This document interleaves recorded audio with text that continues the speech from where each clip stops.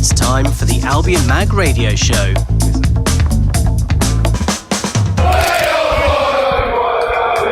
A very good morning and warm welcome to the Albion Mag Radio Show. Yes, ladies and gentlemen, he's back in the house. He's had a 2-week holiday in a tan that makes no one envious. It's Leon Cox, everyone. Still pasty. Morning. Thanks for the big welcome back. Well, you know, we've missed you these last 2 weeks. Have you? Yes. I doubt anyone could tell the difference between me and Ian Hart, right? we come from the same place, right? You are cut from the same cloth, as they say, yes. A good trip? You enjoyed yourself? You back refreshed? The island of Lemnos. Superb. Got to do some sea swimming and kayaking and lounging around in the sun and ate a lot of desserts. I was on about 6 desserts a day. Wow. It's sort of semi-inclusive. That's is that the professional football diet? No, definitely not. No, it's the flying in the face of the old wives' tale about don't eat before you swim, because that's nonsense. I would eat and then swim. Okay. I'm still here. And you're still here. You're winning. Stomach cramps. Yeah. So old wives' tale, get out of here. Yeah, there's nothing in it. But yeah, now back to, I had a tremendous anxiety, a dream about male pattern baldness again last night. What's that all about? Well, that's a whole new subject altogether. I know that was a wild non sequitur, wasn't it? But it just flew back into my head. Well, that concern is real for you, my friend. It doesn't appear to be. That's the weird thing. No, not literally, just mentally. What's the important question is? Yes. Could you see the football whilst you're out there? Not really. No. We've had reports from my father-in-law who goes to the games. And some other pals I've been in touch with managed to, because people are pretty smart now. They, I'm watching the game, as it were, on social media in the way that we used to on teletext, but with even fewer actual updates of what was going on. You get a pretty good idea of the game, but now you get little clips of, little GIFs and clips of videos of people from taking it from hooky streams or wherever they are in the world, if it's being shown legally. So you can kind of get an on-the-fly sort of highlights reel. And for the Liverpool game, we were actually in the air. We were 1-0 down when we took off, and so I was sort of quite pleasantly surprised in a way that it was 1-0. I was clinging to the hope that maybe we'd have done something incredible, but to see 0-1 at Anfield was like, okay, that's kind of an improvement on worst case scenario. And then for the Fulham game, I was in Lemnos Airport. In the departures lounge with a lot of other people, obviously not all Brighton fans. How dare they? It did get to a point where at 2-2, I was starting to visualise my 10-yard knee slide across the marble floors of Lemnos Airport and waited and just. But no, it didn't happen, unfortunately. Well, it's not just Leon in the studio with us today. Tom is back joining us, our social media mogul. Guru, yeah. Oh, guru, yeah, we'll take that. Tom, how's your week been? You had a week off, a little one duty, we'll call it. Yeah, little one duty. Sleep is a kind of pipe dream at the moment, but it's fun, ish. Do those two things link? I love it. So for Tom as a new little, how old's now? He's 11 weeks. 11 weeks old. So very new, very yes. Screamy. It's almost, Tom's almost like a zombie coming in here. He just doesn't have the old arms up to and shouting brains. But other than that, it's the perfect picture, I think. No. Yeah, thank you. No, I'm joking. So not as much to discuss. This is one of the international weeks. It's one of those where, what do we do? What do we talk? Obviously, we got the Fulham game to talk about last week. There's a few news stories, but I should say, if you want to get in touch with the show, tweet, text at TAM Radio Show. We're on a thread on North Stand Chats. I've got them both open, so I'm monitoring both at the moment. So get in touch. And we've just put out, on the basis of last night's, there was on the debate, the show on Sky Sports, Tim Sherwood and Liam Rossignol talking about the need for feeder clubs. And potential link-ups with Premier League clubs with clubs in the lower leagues, League 1, League 2. We'll discuss that in depth lately, but if you've got any thoughts on that before we get to discuss it, then do let us know on either threads, and Tom, you'll be responding, I'm sure. I will. Excellent. So we will be starting, as we always do, with the review last week. Fulham came to town. Now, I said last week that it would be a draw. I did predict a draw. Did you? And I thought, because I've seen Fulham a couple of times, and I think they're a good team. But I asked a question that if we didn't get 3 points, is that a bad result, considering I know we're early in the season, but when we look at the leagues, the mini leagues, they are what I'd call within our certain mini league. So a draw at home is kind of the story of last season when you look at the Southamptons, the Stokes, etc. Yeah. Is it a bad result? Bad might be too strong. Disappointing. I don't think it's a terrible result, especially given you have to always take the circumstances into account. Yes. I think so. To come from 2-0 down, it felt like a much better result than it would have done if we'd gone 2 up. Yes. Then it would have been a bad result. As it was an acceptable result. It could be 2 points that come back to bite us or whatever, or it could be a point that keeps us up. Too soon to say. But as it stands, our results, as they've gone, we've lost to the team who have won 5 in a row. We've lost to another team who have won 5 in a row. We've beaten Manchester United. So things aren't looking, too terrible.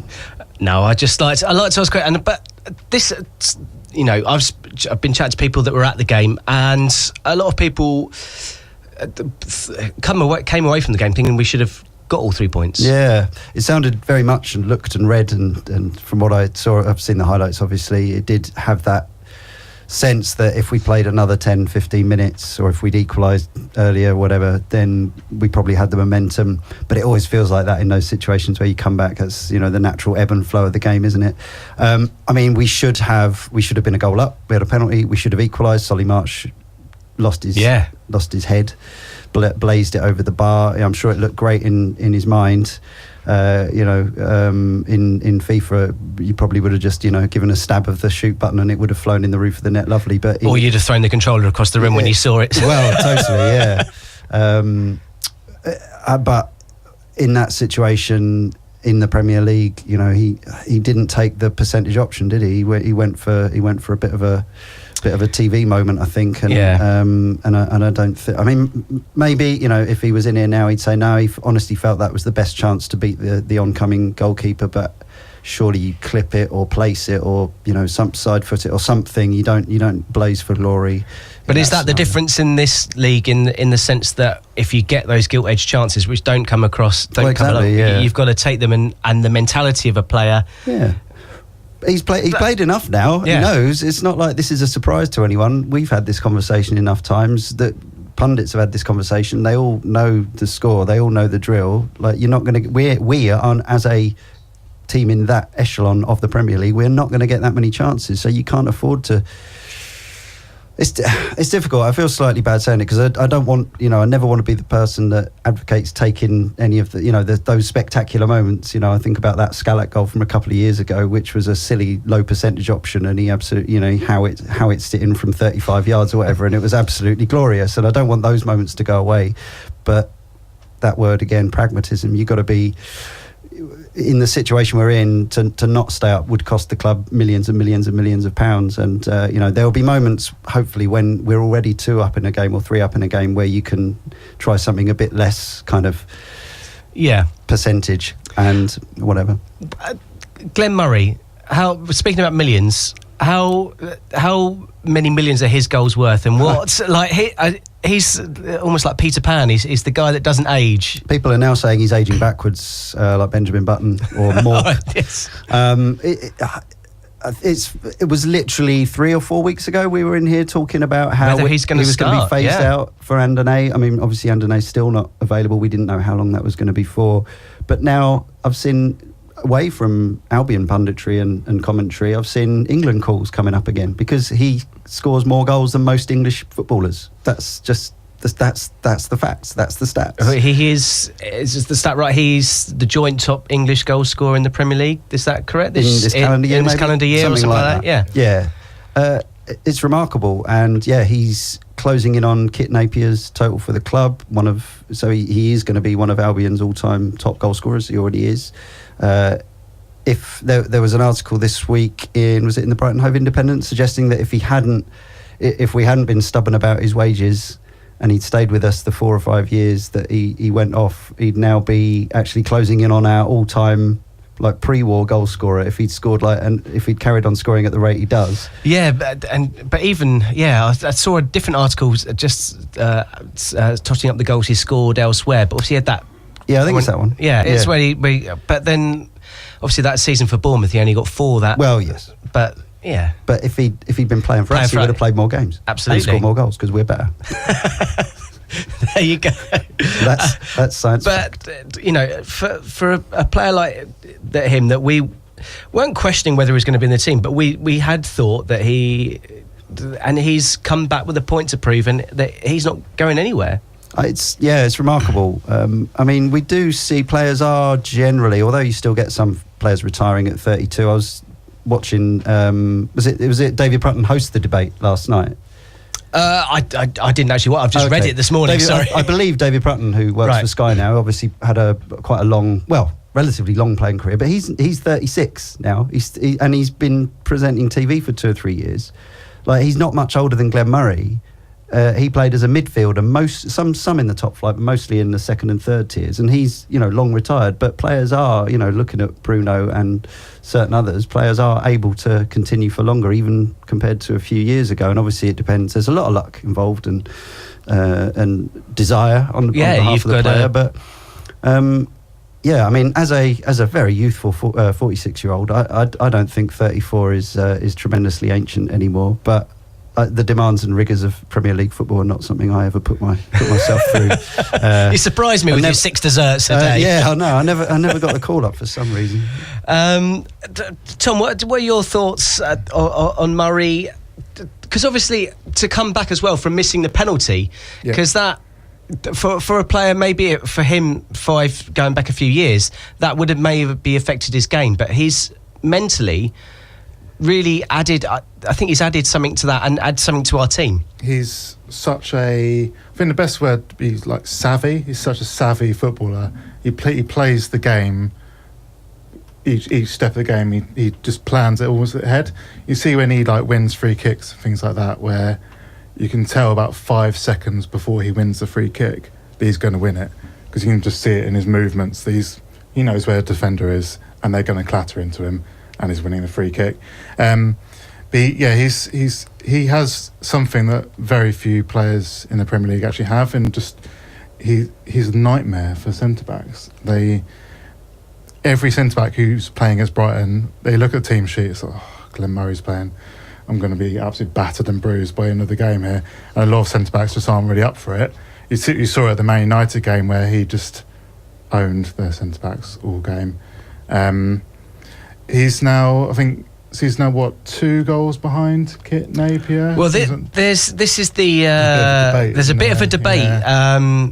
It's I can't remember whose record it came up on social media, but it's whether a goal that he hasn't been credited by the club has been credited to him on the official FA football records. I can't remember the exact. It's either 96 or 97, isn't he? Yeah.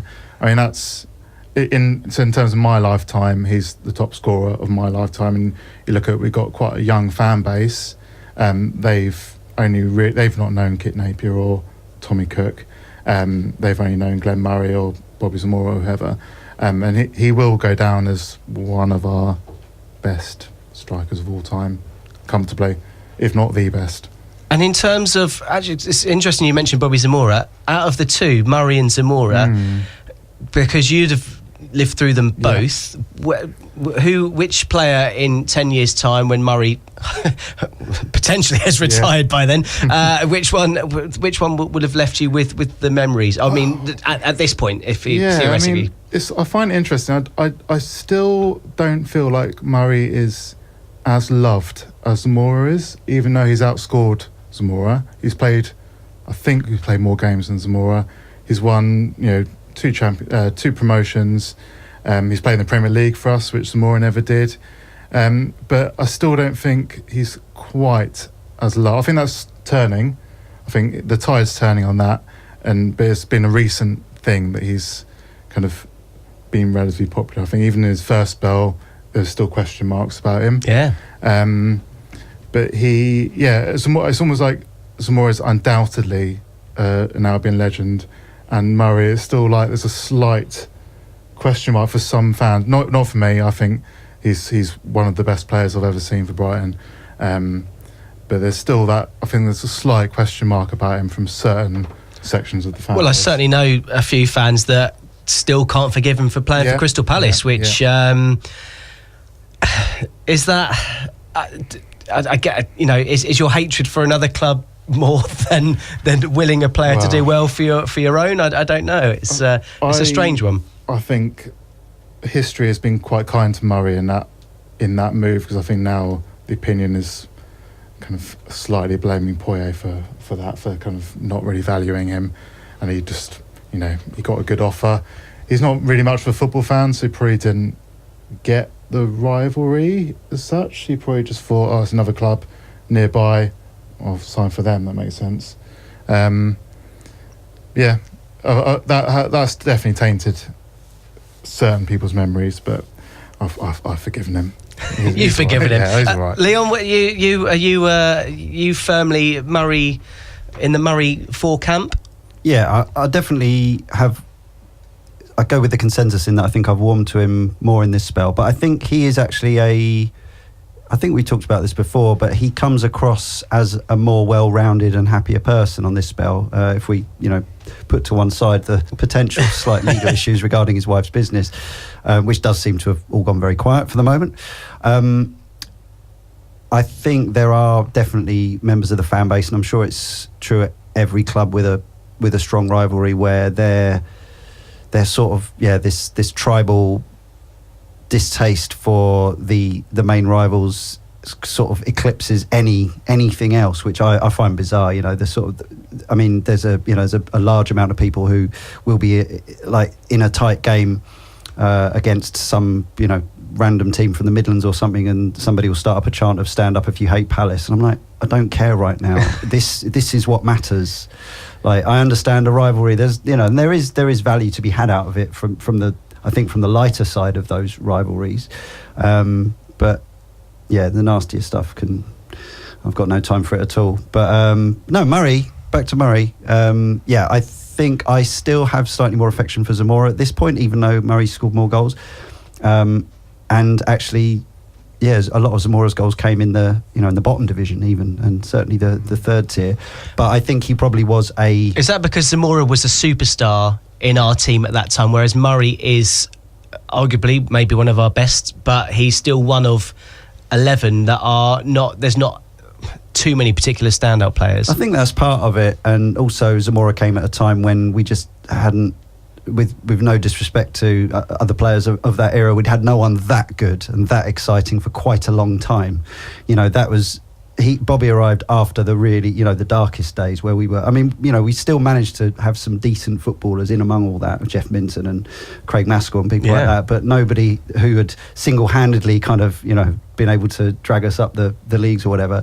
Bobby came and we got him for a snip, and obviously he was on loan first, and then he came permanent, and he just kept on doing the business. And I remember. I'm sure I don't get every call of a player that I see right, but I remember watching him and thinking, this bloke's going to play for England and play in the top flight. And his England career was quite curtailed compared to, I think, what it should have been. But I think that's just true of his career, isn't it? Obviously, it sort of it didn't work out for him at Tottenham, and then West Ham hit and miss. Fulham is when he sort of came back to being the player that we remembered at the Albert. Bit of a legend for QPR because of one goal he scored as well. But yes, he was a prettier player. Murray has his moments and has scored some truly wonderful goals, but Bobby had kind of a bit more about his game. I think he could do, he was also a wonderful passer of the ball, and both feet and his head. And I'm not, again, it sounds like I'm sort of dissing Glenn, but I'm really not. But Bobby just had that sort of elegance of a top tier footballer about him, whereas Murray, people talk about his sort of stance and his gait and the fact that he's a bit of a bully and all that sort of thing. So I think there is a slight difference, but they're all qualities you can get behind. And see him on the media now, and he's incredibly likeable. And I think Tom's right. I think he's known as not being much of a lover of the game, perhaps not quite to Asu Okoto levels, but is that not refreshing? But I think maybe he has warmed to it a bit, or maybe just now that he's doing more media work, he's kind of paying more attention to the wider game. And I think, again, we've said before, he's 34 now. He's probably not going to be playing for many more years. I think he's latterly learned to appreciate it. I don't know, I mean, there's a lot of stuff I had in my youth that I didn't appreciate, and it's quite easy to let it go by, and you don't realise how short life is, and then suddenly it's like, oh, this amazing thing I've got is going away. I like sleep. In case it's on. Well, maybe we should put a little. Maybe that should be next week's poll. We'll do a Zamora Murray. We'll see where the opinions really lie amongst the fans, because we've got a poll this week which will be ending very, very soon. Today's poll, or this week's poll, was simply about internationals, because we are on international week, so there's no game to preview. So. How do you feel? Are you happy that our players are playing? Would you want them to play a full international, and you're proud of your players putting on their country shirt? Or would you just rather they didn't get injured? It's divided opinion. This is probably the tightest poll we've ever run. So is it still running, Tom? Yeah, there are 17 minutes left. Excellent. You've timed it well. Beautiful. Timed it well towards near the end of the show. How are we looking so far? What's the percentage looking? Currently 52% in favour of our guys playing for their countries. 52-48, so it's a tight one. Very tight. So 52%. Have your say at TAM Radio Show. Look at the poll. It'll be the pinned tweet, I'm pretty sure. Yeah. Give us your thoughts and opinions on that one. Another 17, maybe 16 minutes now to get your vote and say on that one. Any other thoughts on Fulham? I think there's something that we haven't discussed is the fact that I know we mentioned that obviously, but it's the first time we've come from 2 goals down in a Premier League game, and that kind of fight back, I don't think we'd have seen last season. So that is a very positive to come out of. True. Yeah. Of the game. Definitely. Yeah. Definitely a fighting spirit. Yeah. Other stats from the game, Leon. Obviously, we'd mentioned before that Fulham. It's now 6 games unbeaten against Fulham. Any other things that stand out for you? Well, I suppose the home. I know we're used to not having the majority of possession in Premier League games, but I think it was surprising to only have 41% of the possession at home against a team who we would consider, probably somebody who will be, around us. And this is a team. I know they absolutely stormed through the second half of the season last year, but they weren't doing anything much up until Christmas. Was it last year? It was a late surge, but they've been in and around that for the last couple of years, haven't they? Yeah, and obviously, one of the players they used a lot last season was Oliver Norwood, a player who's considered surplus to requirements for us in that he's sent out on loan. It's a curious situation, but obviously the head's not dropping at 0-2, far from it. Especially given the way it happened, as I say, we should have been a goal up because we had a penalty. We should have equalised because we had a clear one-on-one, and yet still, even when that second goal came, and obviously, I just saw it coming in on, mate texted me or whatever, and it's just like, but there was, I guess I thought we'd probably lost at that point, but I wasn't 100% convinced. And then, as soon as we got the first one back, it did start to feel quite quickly like it was possible. Knowing what we're like at the Amex as well, we haven't exactly struggled to score goals there over the last few years. We seldom score big numbers, but we normally score 1 or 2. And that's still our home record in the Premier League is still not intact. It's still intact. Still another notch on the undefeated streak. Is it 5 Premier League home defeats in total, something like that? It's quite a few in comparison to, but compared to other promoted teams in recent years, it is a bit of a fortress, despite occasionally having our defences impregnated. That's not the right word? What's the word I'm thinking? Penetrated, maybe. Well, I mean, those two things are linked anyway. Occasionally by Liverpool or Chelsea or one of those, but no, overall it's fantastic. As a home season ticket holder who doesn't get to go to many away games, I feel very lucky, and I always give a shout out to my friends and and the rest of the away Albion crew out there who go to all those away games, knowing in this division that we're going to, it's a lot of travelling for not that much to celebrate potentially, but yeah, no, as a mainly a home fan, it's pretty good knowing that we've got, every time we go there, we've got a pretty good chance of coming away with something. And yeah, it's kind of felt like that for the whole Amex era now, which is 6 years long. And yeah, I never want to get into a position of taking that for granted, because I remember the last few years at the Goldstone, and it did not feel like a fortress. It felt like a post-apocalyptic wasteland or something. Well, I think that's on that cheerful note. That's a good opportunity to take a break and play a brand new song from our friends at Jalapeno Records. This song is simply titled "Who's Got Me" by Fleavens. Enjoy. Who's got me? I got to know. Who's got me? It's always on my mind. Who's got me? I got to know. Who's got me? It's always on my mind. Who's got me? Who's got me? I got to know. Who's got me? Who's got me? Always on my mind. Who's got me? Who's got me? I got to know. Who's got me? Who's got me? Always on my mind. Maybe I'm losing sight of what I need, and I fixate on things that I cannot reach. If you could place your hands over my eyes, I can almost hear you say everything's alright. Whenever I slip 2 steps, I wait the third. I wonder how hard I'd scream just to be heard. I gotta say I can't stop playing that old song where the guy whispers to his girl that her day is done.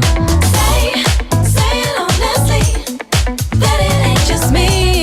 Surely I can be the only one, so say it honestly, that it ain't just me. Surely I can be the only one, so who's got me? Who's got me? I got to know. I got to know now. Who's got me? Who's got me? Always on my mind. Who's got me? Who's got me? I got to know. I got to know. Who's got me? Who's got me? Always on my mind. On my mind. Who's got me? I got to know. I got to know. Who's got me? Who's got me? Always on my mind. Who's got me? Who's got me? I got to know. I got to know now. Who's got me?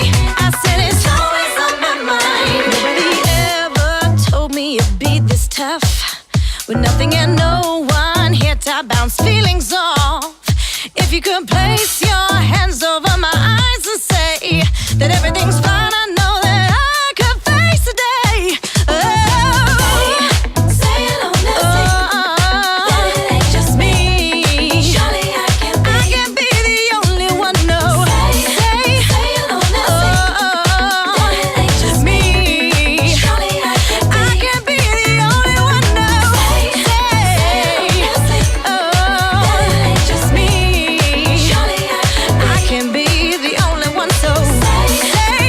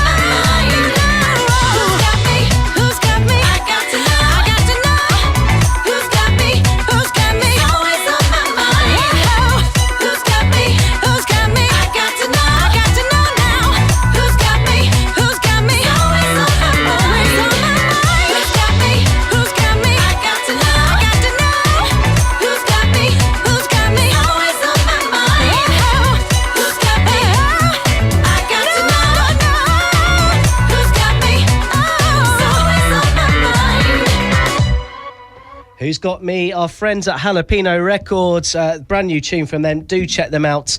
And speaking of checking out, a few of you got in touch on social media. Tom is flying in. One of them about Glenn Murray. Yes, we've got Brett. He has asked the question, do you think Chris Hughton will ever start the game with more than one up front? Part 1. Part 2, how long until a Glenn Murray statue? Glenn Murray. Can we make that part of the poll for next week? Who's which striker's greater and who deserves the stat? Who deserves? We need a lot of bronze. Bruno needs a statue. Calderon needs a statue. But no, if we're gonna cast a statue, it's got to be Tony Bloom, hasn't it? I mean, is that not a bit? We don't need as much bronze for that either. So. Is that not a little bit yes, arguably he wouldn't like it. No, I don't think, because it would be it would seem very self-aggrandizing. Yes. But we can keep, if we make a Glenn Murray but we buy a job lot of bronze, we can keep just a little bucket for making a Tony Bloom in 20 surely years' with time. this Premier League money we don't have to worry about scrimping on a bit of bronze, do we? Yeah. Also, you've really got to watch out, because if you've ever seen those photos of some of the statues that have been cast but have gone horrifically wrong, I think there was a terrible Bobby Robson, was it? There was a terrible Ronaldo, which is... yes. There have been some really unfortunate castings of legendary football figures. I think some of them have been so bad that they've been taken down again. So yeah, you got to be careful about that. I wouldn't want to make something that Leon, besmirch the legacy. The export, and not just all things Albion, but all things bronze statues as well. Really not. To the other point, though, in that is I don't foresee, certainly this season, and probably for the next couple, fingers crossed, touching wood, that we stay here, that we're going to be playing more than one up front. It sounded like when we did end up with probably effectively 3, 4, 5 up front for the end of the Fulham game, almost. It sounded like we were having a real go and causing them trouble. But yeah, if we did that from the start of games, we'd have probably got battered. There are certain formations or selections of players which would lead themselves to a different formation, but we've got a plethora of strikers. Yeah. I mean, I know that half of them are injured that we've signed, but when they are all fit, well, yeah, we talked about this having, about Locadia being, the running onto striker with Glenn Murray as the hold-up striker, but it would still fundamentally disrupt the tactics that have got us in this situation. It's whether it's that when do you cross over, when and do we go into we're going to really start having a go. But I think this season is another staying up, making sure we stay up season, isn't it? The good thing is at this point that it looks like there are going to be at least 3 or 4 teams who are. Look, at this point, I'm going to stress that again, because Crystal Palace last season, they look absolutely destined to really struggle, and I don't think we'll be in anything like as bad a situation as some of the teams that are already below us. But things change really fast. They do, and it's quite quick. It's quite easy to get sucked in quickly. So there we are. And the other point on Twitter, which is what we're going to go on to now, is talking about the feeder club issue, which we're going to move on to. Yeah, so we got Kevin Barry has said it would destroy the fabric of the football pyramid and the appeal of English football. Giving small clubs a chance to develop talent funded by fair transfers without the big clubs sucking up the talent pool, then just loaning them, would work local players through the system rather than being loaned from. I think the reason why this was brought up yesterday is the fact that the Premier League clubs stockpile young players, and there are far too.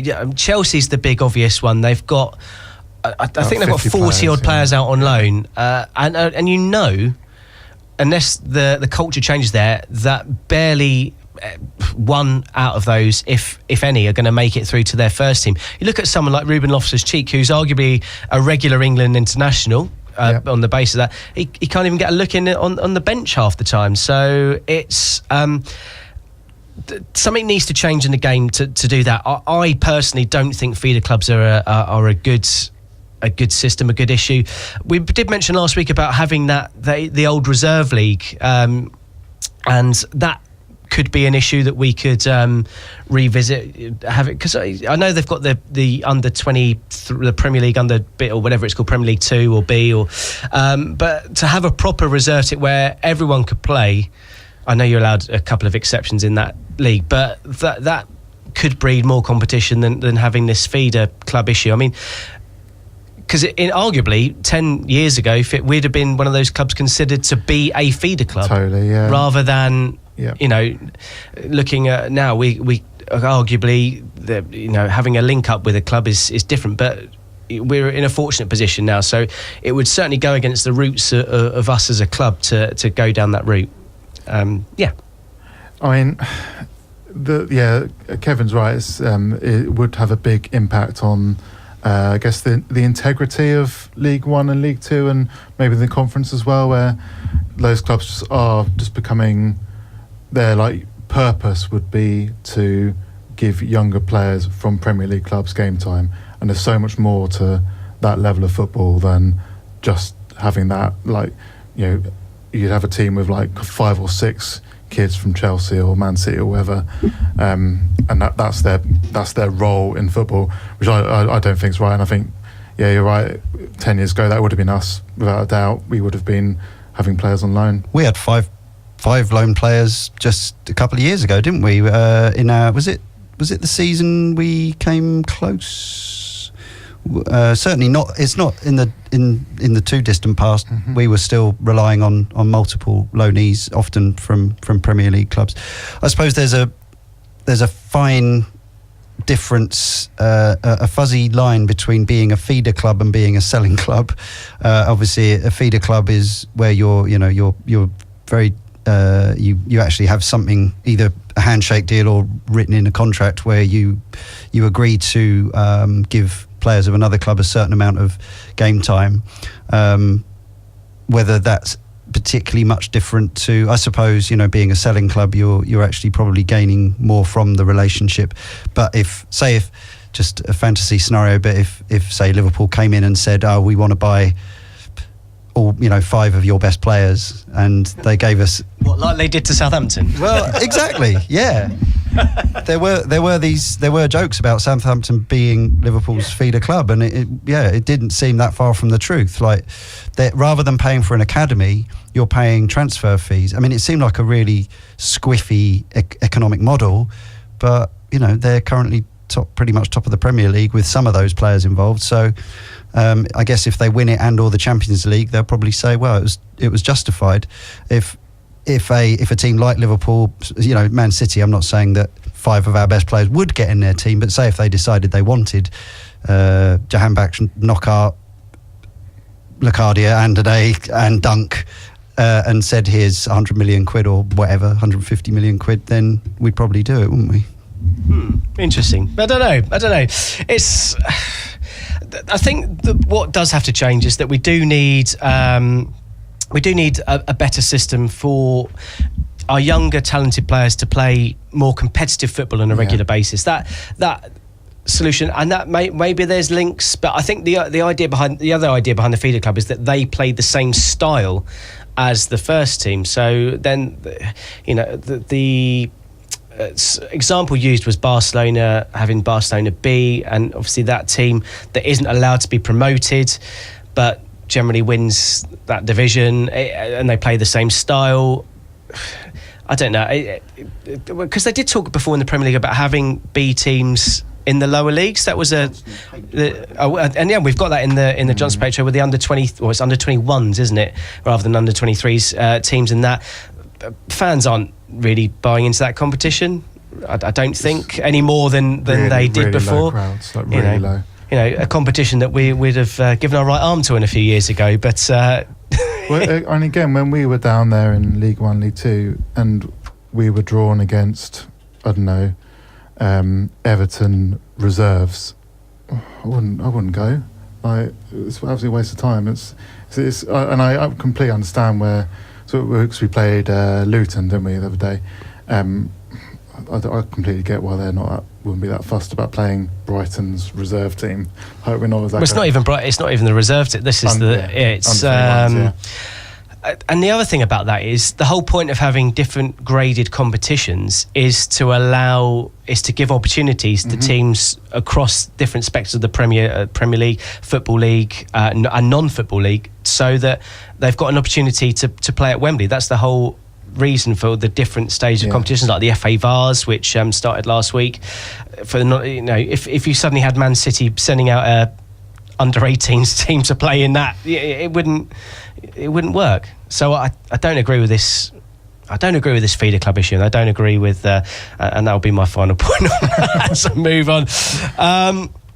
Yes, it's International Week, so there's a little story that's in the news, because we like to talk about other football things as well. Do you come across this about the Danish team? They fielded a scratch team from their players from the 4th division, 3rd division. Futsal internationals as well. It's a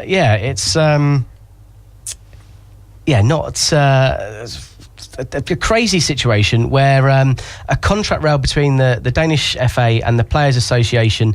It's to do with the image rights or commercial rights of the players, and it's something about they're not allowed to wear their individual sponsored stuff whilst playing in the national team, which I don't think is the case in other national. It can't be a case, because otherwise all the England players would wear the same boots and all of that. That doesn't happen, does it? So, but that is the case for Denmark. They all have to wear whatever the national team is sponsored and wear. So their manager stepped aside for the game. Coach Harid, or Arga Harid, I think that's how you say it. He said he didn't want to manage a team that he didn't pick himself, because it's the Danish FA picked these players. All a bit. I mean, they actually didn't do too bad. They only lost 3-0. To Slovakia. Was it Slovakia? Yeah, Slovakia. But they've obviously resolved it temporarily to have another meeting at the end of September, because they're playing Wales on Sunday, tomorrow. But they've had this situation before, because the women's team also didn't play a qualifier over player conditions, employment conditions. Wow. So the threat to the Danish FA is that they'd be expelled from UEFA competition if that was ever to happen again, if they didn't fulfil a fixture. So they're under big pressure. So the players are definitely, they've got the upper hand and certainly power in this argument. But I don't know. What do you feel about that? It's surely the epitome of your career is to play for your country, is it not? Yeah, I mean, all these kind of commercial rights and image rights is it a new thing in football? That this is a problem. Yeah, like you said, it should be such a big honour, I think, to play for your country, and to kind of not refuse to do that or whatever because of sponsorship deals is a bit naff, really. Or is that to flip it on the side? Is that the country then taking advantage of that against the players? I mean, I'd hardly think that the Danish internationals are hard done by, but maybe they are. Maybe there's things we don't know. Maybe they've got to get changed in the porter cabin outside the ground, or so. I don't know. But an interesting one. I couldn't imagine that happening in many countries around the world, but I guess maybe it does. I don't know. What are your thoughts, Leon? I don't know if there's something specific to employment law in Denmark, or the way that the culture employees expect to be treated, or something like that, or maybe it's just that Danish international footballers feel that they're getting a hard deal compared to their colleagues who play for other countries, and because obviously they hang around in the Italian, Spanish, English leagues, and they're seeing their colleagues getting what they consider to be a better deal, making more money out of sponsorships and whatever. I hope it can be resolved to everyone's satisfaction without sucking the soul further from the game. But I have fond memories of the 86 and 92 Denmark sides in particular. Well, that was I mean, to come in at the last minute to replace Yugoslavia and win the Euros was... That was amazing. Yeah, it sort of felt... I mean, it was one of those things. It wasn't their fault, as it were, that they were in. It was a horrific international situation, but actually they grabbed it by the horns and put in an amazing performance. But yeah, that 86 side fizzled out sadly in the Mexico World Cup. But they in the group stages they looked absolutely. They were sort of doing the Barcelona thing before Barcelona did it. Amazing sort of tiki-taka type stuff, as I recall. So sort it out, Danes. Let's get it going. Other news that is non-internationally related. We've got some Albion tidbits. Johan Baksh was joined by Chris Hughton and Paul Winstanley at the Gala Football Awards on Monday evening. And he picked up 2 awards at that ceremony. Because obviously... Being brilliant in the Eredivisie. Yes. Yeah. So that's well done. Yes. Well done to him for that one. We get to see him some point. Yes. And you've spotted this other bit of news with the University of Brighton. Yeah, it's nice. So it's an official educational partnership, as I understand it, which hasn't been done before. And I think I might be wrong about this, but there's actually been some sort of complicated semi-political situations between us and the university because of basically sharing a space. So it looks good for the future that there's actually going to be, some sort of arrangement regarding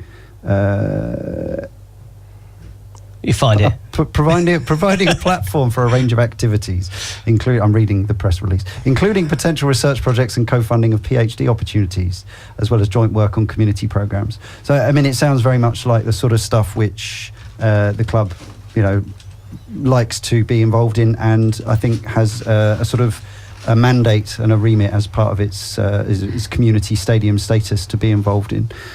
Surprising it's taken this long, I suppose, but Martin Perry sounds excited about it. We look forward to exploring the potential for many exciting projects with the university and its students, and to further strengthening the ties between us.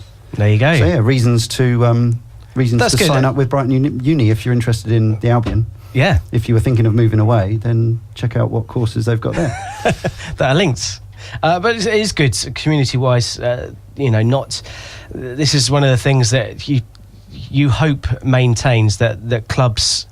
You can soon forget your surroundings and where you are when you've become that top club. But it doesn't appear that Albion are going to be one of those. Yeah, as much as we clearly are in some ways a slick, professional, modern corporate football organisation, I think we also still retain a lot of local roots and stuff like that. I think that stuff could definitely be better. I know that esteemed Albion Mag editor Dan sometimes he's expressed some concerns about the sort of the way the club is nowadays compared to what it was in the old days, and I think it's really important that we have fans that question the running of the club. He as sort of creative director of this show never wants us to be sort of sycophants about the Albion, and I only ever give my honest opinions, and most of them about the club as a whole are positive, but I think it is important that we make sure that it stays that way. I mean, we've got it so good compared to the fans of a lot of other clubs in terms of how much their owners or corporate paymasters care about their history and their communal links, but obviously it's really important that the real fans keep a check on that. Yeah, no, I think that's a very valid point. But it's good. There's obviously a couple of bits of good news in the last couple of weeks. Obviously, last week with the feminine products being given away for free. All of these things are positive steps that the club are definitely, making, some might say a little bit too late, but certainly doing good with the community and good with the fans. I've certainly stocked up. Okay. We'll leave that one there.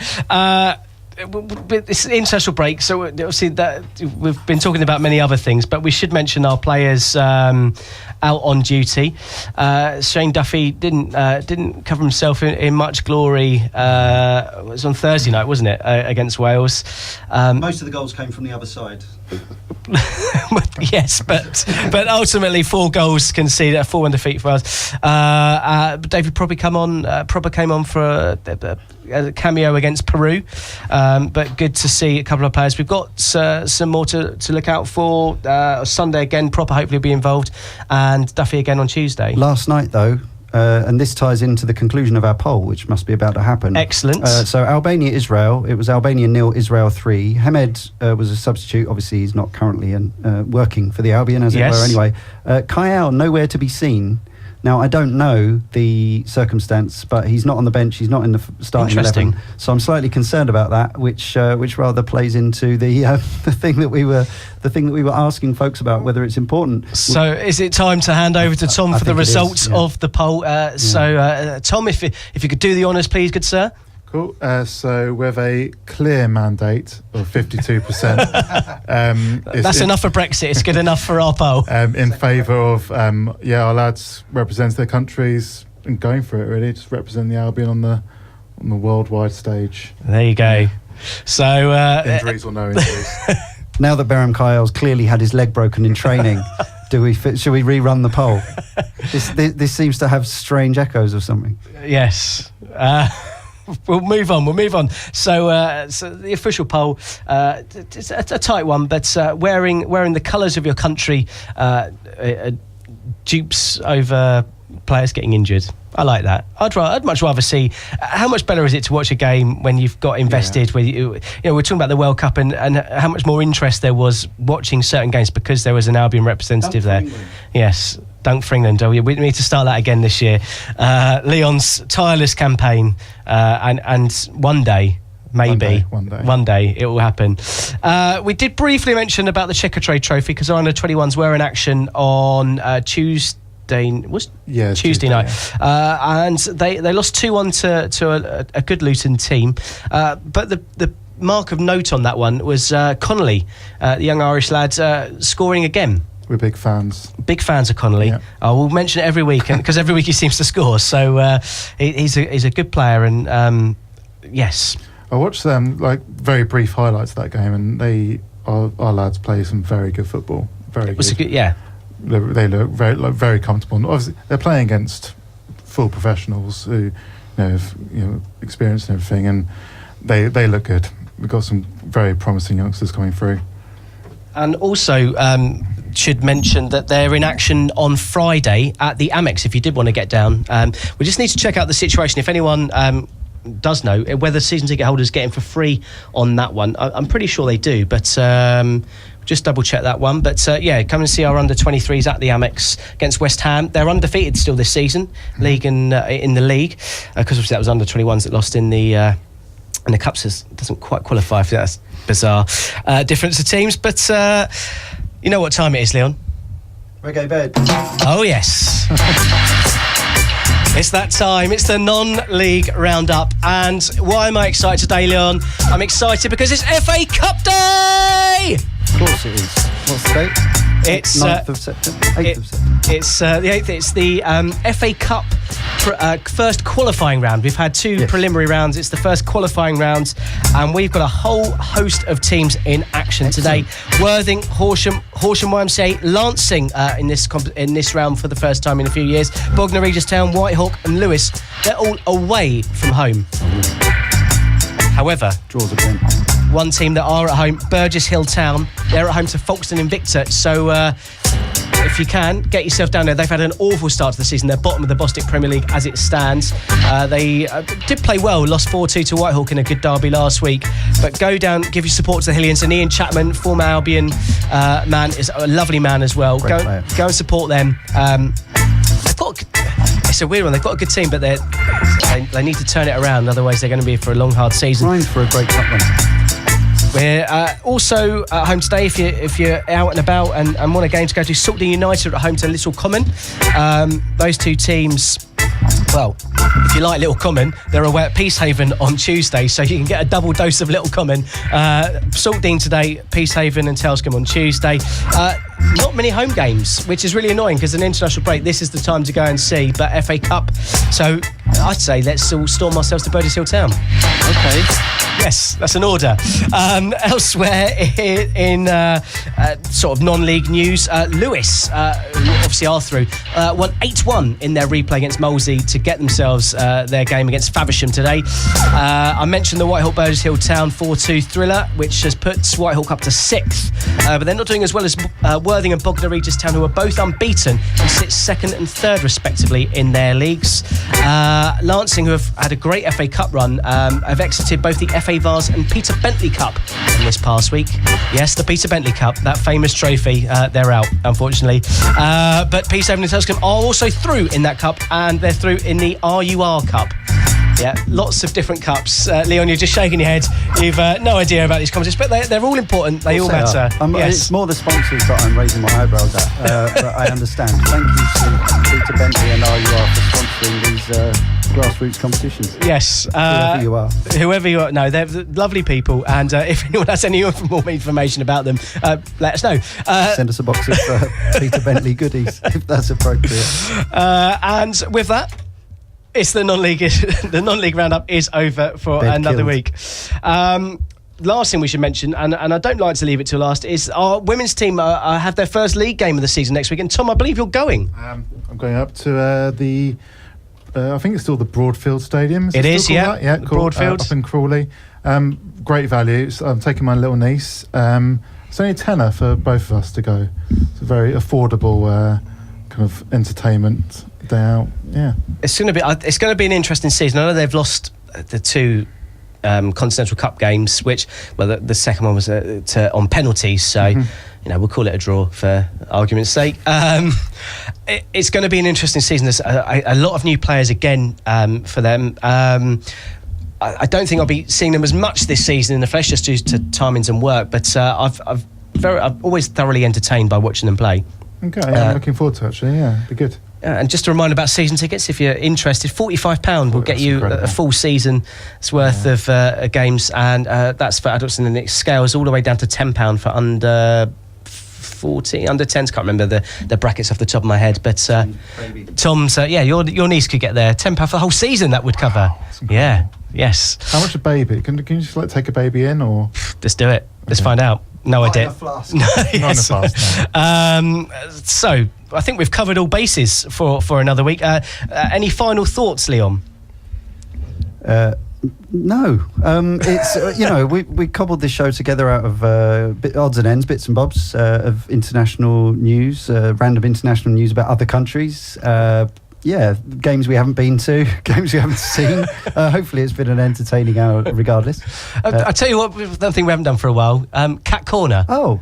We haven't done Cat Corner. This is one of Dan's favourite little segments to end the show, because on my own Instagram page, I've put a little. I've got a little high five from my cat, so I thought there was need to share that one, and I'll share that with you. So if you want to see that picture, at Dean Kilford, if you're a fan of cats, if you're not, then don't worry about it.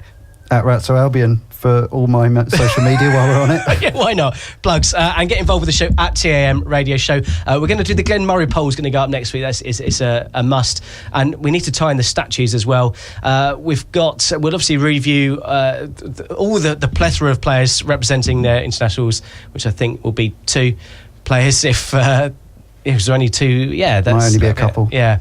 And obviously we'll do some big previews. And that's it. Yeah, we're out. You're out. I'll be. Yes. I'll be. You'll be flying. Hold on. We're going to leave you now with a tune from our friends at Jalapeno Records. Another classic from Tristan de Liège. It's "How Do I Relax." Bye bye. Bye bye. See you next week. Bye.